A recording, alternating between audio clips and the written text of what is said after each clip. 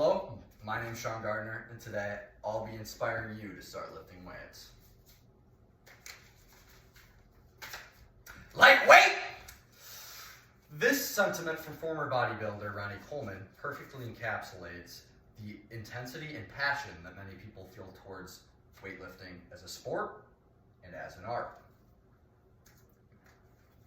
I personally began lifting in 2019, and I've done it since then because I love it. And since I love it, it's driven me to learn just about anything possible about doing it. So I feel that I have a great basis of knowledge in weightlifting.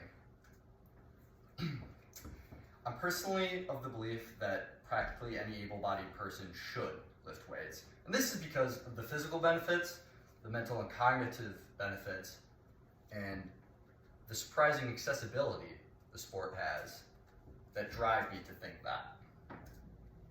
Starting with the physical benefits, lifting weights is going to improve your mobility, it's going to increase your blood flow, and it's the best tool to drastically change body composition.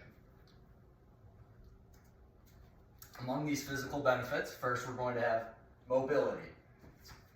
You will be able to use a greater range of motion, so you're going to be more flexible and have more strength through that range of motion.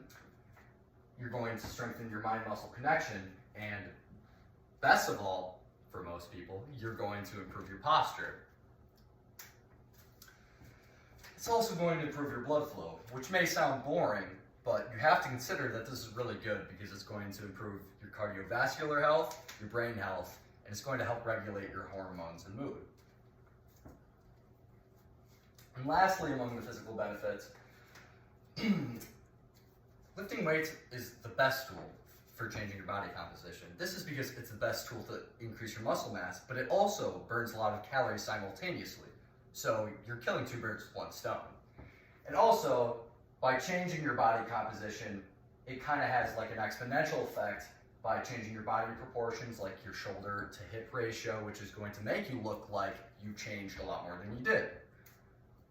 So, to recap, the physical benefits are comprised of mobility through range of motion, mind-muscle connection, and posture, blood flow with heart health, brain health, hormones, and mood, as well as body composition for building muscle, burning calories, and proportional advantages.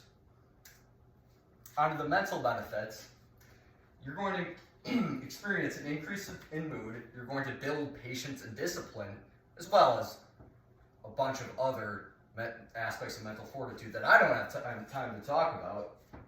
Oh, yeah, I mean, you're going to build your mental fortitude.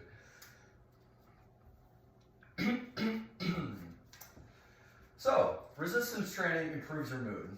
It optimizes your hormones, utilizes adrenaline, as well as releases dopamine and endorphins after doing it to encourage you to do it more, but that also makes you feel good. It's called the runner's high. Next, it's going to build a lot of discipline and patience.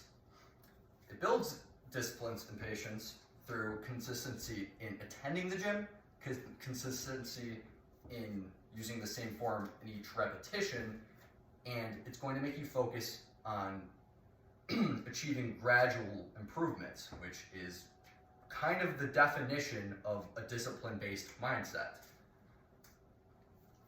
Next, it's going to build your mental fortitude, for sure. Everybody knows that. It's going to build your mental fortitude because you're going to stick to a plan, whether you feel like doing it or not. You're going to have to accept the necessary time to achieve your goals through those gradual improvements, and you're also building mental fortitude by pushing through a rep when you're uncomfortable or in pain. Not bad pain, but more of uncomfort. Obviously, you don't want to get hurt. This reminds me of my favorite quote in the lifting community, which is from former bodybuilder Tom Platz. Congratulations, you have achieved failure. Like I said, Tom Platz is a very achieved bodybuilder and bodybuilding coach. This quote is just a testament to the mental fortitude that lifting can require. And it highlights the positive correlation between that exertion and the results you can achieve. Lastly, you're going to notice very quickly if you begin lifting that it's a lot more accessible than it seems from the outside, right? Because lifting does not have to be unpleasant. You don't have to have Tom Platz as your coach and have 400 pounds on your back and do squats until you cry. You don't have to lift like that if you don't want to. Lifting can be incorporated in several different ways through several methods. We'll get to that later. And lastly, people are not as judgmental at the gym as you might think. Lifting weights sucks. Well, no, it doesn't. Lifting weights does not require extreme uncomfort. Pushing yourself can improve progress, but it's not necessary for progress, right? There's just a positive correlation between pushing yourself through uncomfort and receiving more gains. It's not required. Next, lifting weights can be employed through several different methods, right? There's variability in how you lift. There are several forms of lifting weights, including CrossFit, bodybuilding, calisthenics, and Pilates. So you don't even technically have to use weights, which sounds ridiculous to lift weights, because it's more of the term resistance training would be the technical term, and calisthenics is a body weight endeavor, and it's considered resistance training because you're kind of using leverage instead of weights. So that just goes to show how much of a variety there is in training methods. Lastly, meatheads are mean and judge you. Some people might be hesitant to begin lifting because they think that avid gym goers are going to be hypercritical of them, but that's just not the case. Advanced lifters might stare at you. You might think in your first month at the gym that you're being judged, but that's likely not the case. They're probably just watching you and mentally critiquing your form and thinking about going and helping you. But they might not think that is their place, obviously.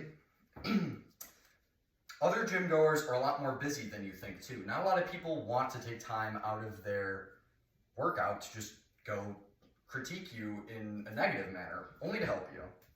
And your progress will speak for itself over time. So, to recap the accessibility, you can choose your intensity of lifting weights, you can choose your method that you employ for training, and people aren't as judgmental as you might think. That's just cynicism, I think. So, what do we take away from this? Lifting weights provides a lot of physical benefits, mental benefits, and is easily accessible. But it's also a productive hobby, obviously, but it's really enjoyable too. Send you guys off, I'm going to say something controversial. I think weightlifting is like an art. You might not think that, but I think that the subjectivity that I displayed and the passion that people feel for it, by definition, makes it an art. It can also be a science too, but it doesn't have to be. It's up to interpretation, and ultimately, lifting is not about mastery. It's not about being the best. It's about enjoying it and doing it the way that you want to do it. And that's why I think that everybody should lift weights.